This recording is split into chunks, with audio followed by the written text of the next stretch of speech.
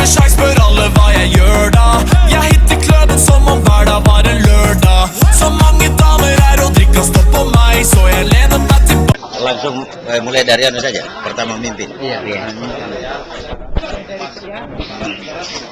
Yang dilakukan. Ya. Mulai. Iya.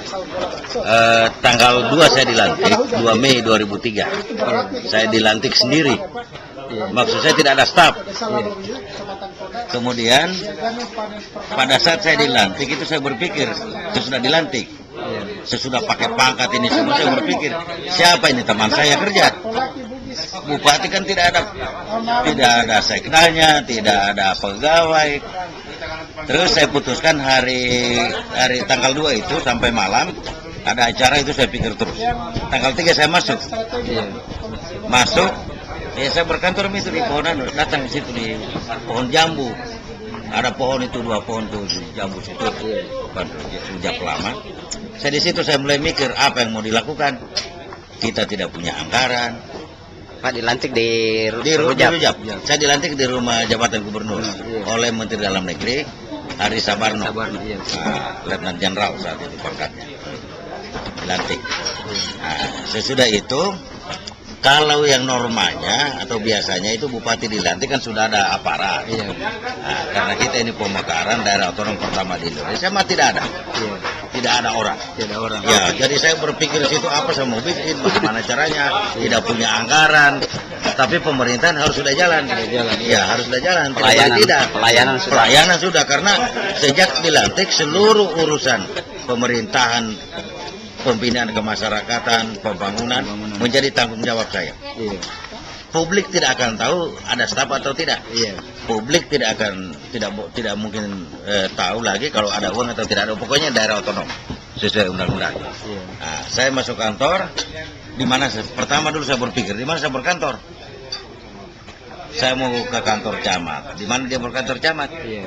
Saya berkantor itu di pohon jambu. Maksudnya sudah ada gedung itu? Tidak ada. Di pohon jambu situ. Pakai papan situ saya duduk itu pertama yang saya rancang dulu untuk membentuk organisasi. Organisasi pemerintah daerah. Nah, kemudian saya panggil staf saya dulu di UNA, termasuk Arsalim. Ya, Salun. Itu yang saya panggil. Nah, dua-dua itu. Saya panggil, kita mau bikin apa ini daerah. Bikin dulu organisasi. Saya bikin organisasi, bikin dulu, baru saya ke Jakarta bawa. Ya kan? Jadi saya sendiri pegang stempel. Administrasi semua pegang di tak, siapa yang mau disuruh? Nah, sudah Pak Arsalim kan masih juga di Unaha. Masih itu pegawai, tapi kan harus ada penyerahannya. Harus ada penyerahannya. Nah, begitu saya bawa ke Jakarta, langsung ke Menpan, ke Mendagri, langsung dibuat. Lahirlah itu kalau tidak salah 9 dinas. Nanti ada anunya deh. Ada dokumennya. 9 kalau tidak salah. Dinas apa itu ada. Jadi begitu itu organisasi sudah jadi. Sekarang pikir orang. Siapa yang mau isi? Minta di UNHA prosedural. Akhirnya saya minta 17 orang dari UNHA. Begitu datang 17 orang, tidak memenuhi syarat semua untuk pangkat. Nah, saya tunjukkan saya pelaksana semua situ. Pelaksana ketua Bapeda, pelaksana sekda, pelaksana kan yang penting itu ada sekda, ada Bapeda, ada keuangan. Jadi pelaksana itu semua. Sekda siapa? Diknas. Sekda siapa? Saat itu yang pertama Ira. Ira kan siapa? Tunggu dulu, bukan. Siapa yang pelaksana? Belum, itu 2 bulan. Ini cerita lama. Salim merangkap semua itu orang Salum. Tanya dia tuh, hanya namanya doang saja. Sudah ada tuh, tapi kerjanya semua administrasi kita jalankan. Berjalan itu diproses baru ada pegawai 17 orang pindah. Dari Konawe. Baru mulai saya tempatkan, jadi sudah ada teman saya. Kemudian sesudah itu saya menghadap gubernur, minta itu jadi sekda. Nah, putar-putar di UNAHA. Pak Sutola itu yang di sini. Nah, itu ada minta mantu 2 orang yang berpikir. Jadi memang suka dukanya, kalau dukanya yang itulah, tapi sukanya ini seni. Jadi saya lebih mengandalkan seni. Dan ini tantangan bagi saya. Waktu berkantor pertama, jaringan komunikasi bagaimana waktu itu? Tidak ada telepon, tidak ada. Di sini kan tidak ada telepon, HP tidak ada, telepon tidak ada. Jadi kita bola-balik naik motor, berhubungan di Kendari. Saya suruh staf anak-anak, anak-anak yang ini kalau mau ambil surat apa. Jadi itu Kantor perwakilan dulu ada Pak di mana? Di Kendari. tidak ada. Oleh sekaligus saya punya rumah, biasa bola-balik. Tapi kalau terima surat dari Jakarta atau dari mana yang Harus fax? kasih alamat telepon rumah. Sih kan, kalau kantor gubernur toh. Iya. Nah, jadi tidak ada kepala perwakilan, langsung ambil. Setelah itu sudah organisasi, yang pertama dulu organisasi, kemudian nanti pengisian, habis itu mulai mencari uang. Gaji kita kan 4 bulan, berapa bulan orang terima gaji, kerja swadaya, mak gaji dari Masih tetap terima gaji tapi juga? kan prosedural harus dikasih pindah. Oh iya. Kita tunggu tunjuk itu hari ada staf dari keuangan, uruskan kita uang. Selama dari 2 Mei sampai Desember. Ya, itu masa-masa seni yang banyak kita lakukan di situ. Dan tidak ada alasan. Saya sebagai seorang pamong praja, tidak ada alasan. Harus kerjakan dengan baik. Alhamdulillah. Kemudian tugas yang kedua itu DPRD, membentuk DPRD. Ya. Saat itu artinya sudah mulai membentuk membentukkan itu pemilihan saat itu karena kita sudah dapil sendiri. Itu bang verifikasi partai itu. Yang kantor darurat tahun berapa itu? Tahun 2003. 2003 Ya, sudah itu yang 2003 mulai itu yang masih ada sekarang di papan. Iya, langsung besaran tak dibuat. Anggarannya 250 juta. semua Dengan gubernur ya bantu saya 1M. Saya beli mobil 2. mobil dinas. Mobil kasihan 2 kan, mobil dinas. Terano 2. Nah itu. Kemudian sisanya untuk operasional nih, uang jalan, uang keliling ini mau ngurusin organisasi di Jakarta. Sambil saya berjuang untuk anggaran 2014. Ya, supaya saya sudah dapat anggaran. 2004 gitu. Iya, 2014. 2004 itu saya lupa itu ada anunya di datanya. 67 juta atau 57 miliar gaji sini lah, 50 atau 60 kurang lebih ya, nanti mau cek. Saya lupa itu. Dari situ sudah ada gaji pegawai, jadi saya sudah aman. Terima gaji pegawai sudah. Jadi 2004 itu hanya mempersiapkan semua. Kalau yang kantor-kantor pemerintahan ini dibangun di Itu sudah pertama. Ya. Kalau yang itu 1 tahun itu yang papan semua. Yang papan. Termasuk itu aula. Aula kita. Itu langsung dibangun. Itu yang boleh lihat. Pak Bupati waktu pertama berkantor dengan kondisi yang masih hutan begitu, apa yang ada di pikiran saya? Iya. Yang pertama ini adalah seni bagi saya. Seni bagi saya karena ini penugasan. Penugasan yang mungkin ini langka bagi pegawai negeri. Ya karena jabatan saya itu kan harus diisi pegawai negeri itu.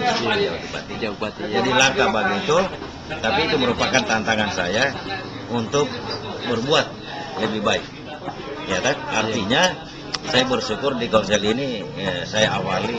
Ini dulu semua orang tahu hutan. Iya, hutan semak gitu. Hutan semak. Iya, saya masih sering lewat sini. Iya, bengko jalanannya. Uang-uang itu saya kesuruh luruskan jalan dulu sedikit. Jadi di otak saya itu memang ini pertama ini kan tidak pernah terjadi. Tetapi sebagai seorang pamong itu bukan alasan. Sebab uang ada uang tidak ada uang, tetapi itu pelayanan kepada rakyat. Harus jalan. Ya, artinya kalau saya harus menyerah, saya mengkhianati. Saya mengkhianati negara. Jadi saya berjuang keras. Dan hasilnya sampai saat ini lah. Alhamdulillah maksudnya sudah 2005 anggaran baru sudah kita pilkada itu sudah kita mulai satu-satu kantor. Ya. Pak Bupati sekarang dengan 10 tahun apa yang melihat sejarah itu, bagaimana perasaan Pak? Saya bersyukur pada Tuhan dan masyarakat Konawe Selatan. Saya dapat dukungan keras dari rakyat. Jadi saat itu sebetulnya faksi-faksi tidak ada. Ada orang mengatakan ada faksi di sini ibu kota, tidak ada lah. Yang benar itu adalah kontrol ada sama saya supaya saya berbuat seperti ini. Itu saya jadikan masukan yang berharga. Ya, dinamika demokrasi lah, dinamika pemerintah. Sedikit kemudian penempatan ibu kota. Saya dengan undang-undang kan ini. Iya, maksudnya. Paling tidak mungkin sejarahnya sedikit tahu. Ya, kalau sejarahnya ini ya itu berarti pertama ini kan kita masih saya di Bapeda, masih saya sekda. Jadi penempatan di ibu kota di Andolo ini melalui penilaian 3 lokasi. Ya, ya jadi masyarakat di sini, Punggaluku, Pinanggea, Andolo, tiga tempat itu, tiga yang kita lihat.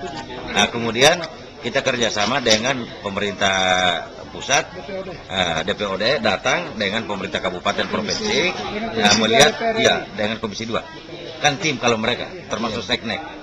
BIN. Nah, akhirnya kita tetapkan secara bersama-sama di sini. Nah, inilah yang diusulkan lahir undang-undang. Undang-undang nomor 4 ya, tahun 2003. Di Andolo. Di Andolo. Andolo menyebut Andolo. Iya. Iya, Bapak kan dulu. Ya, ini bisa diwawancara ini Rustam. Kalau ada Pak, pada saat penetapan itu betul nggak Pak, hampir bersamaan Bapak mengucapkan syukur alhamdulillah bersama Pak Yakub dengan Pak Pansa saat itu? Iya, saat itu begini.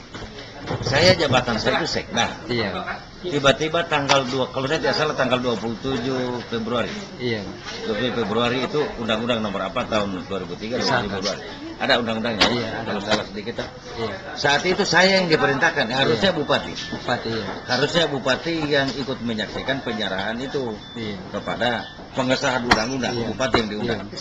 Tapi saat itu bupati berhalangan keras. Tidak bisa berangkat. Nah, saya yang wakili. Nah, sampailah di sana saya wakili Pemda, ketua DPRD, tokoh masyarakat, ada semua sama semua generasi penggagas ini konsel. Tibalah kita di sana di DPR RI. Sampai di sana wakil lapor. Dari situ kita bawa pulang undang-undang. Gitu. Dan itu ada fotonya yang lama, ada fotonya. Iya, ada. Yang pakai spanduk itu. Pakai spanduk. Selamat datang. Iya. Itu salah satu penggagasnya juga itu di sana yang mengumpul itu Mamat itu, Mamat Andi Ahmad. Dia nih Bang Mamat itu. Ya. Sudah dia kumpul masa dia buat spanduk hotel. Orang ini. Ya, toh? Artinya menyatakan syukuran, terima kasih kepada pemerintah, itu intinya. Kita bersyukur perjuangannya kita masyarakat Konsel itu dapat disahuti oleh pemerintah. Ya toh, jadi kita menyampaikan kegembiraan, kebahagiaan melalui lokasi di sana. Ya, jadi bukan unjuk rasa, bukan. Kita bentakan sepanduk panjang, meluapkan rasa kebahagiaan. Bukan main perjuangan ini. Ya, perjuangan, dan ini kurang lebih 2 tahun. 2 tahun. Jadi 2003, 2001 mulai intensif. Tapi kalau ide ini sudah lebih panjang, tokoh-tokoh di sini. Dan ini juga sama dengan pemikiran pemerintah Kabupaten Kendari saat itu. Artinya wilayah yang luas kita harus mekarkan. Tentang kendali pemerintahan juga. Karena ini pemekaran kan intinya begini. Pertama mendekatkan kepada rakyat, akses pelayanan, kemudian juga mempercepat tentunya karena juga anggaran kan ada. Pemerataan pembangunan, jadi ada tersirat itu pemerataan, jadi pelayanan dan pemerataan.